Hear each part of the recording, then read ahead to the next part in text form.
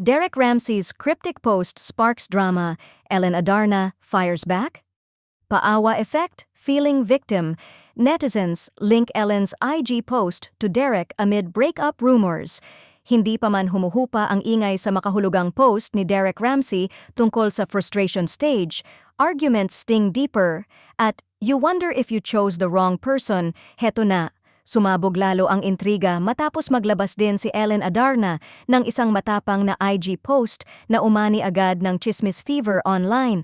Ayon sa netizens, tila patama raw ang tono ng post ni Ellen nang maglabas siya ng mensaheng may himig na nagsasabing paawa effect at feeling victim ang isang tao na agad namang iniuugnay ng publiko kay Derek.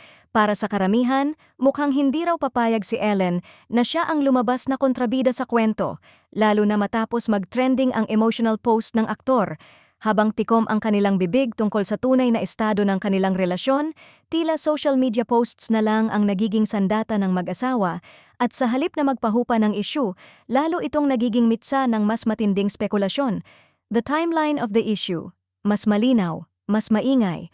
Unang nag-post si Derek ng malalim, cryptic at emotional na message tungkol sa doubts, pain at choosing the wrong person.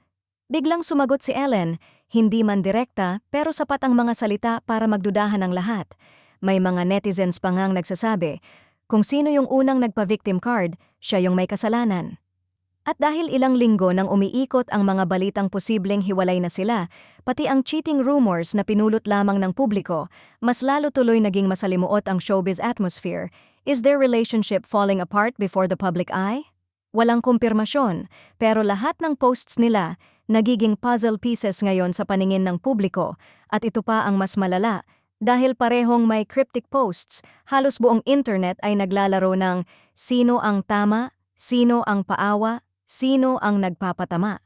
Kung dati ay sweet and private couple sila, ngayon ay tila nagbubukas na ang pinto ng kanilang personal issues kahit hindi nila diretso ipinapahayag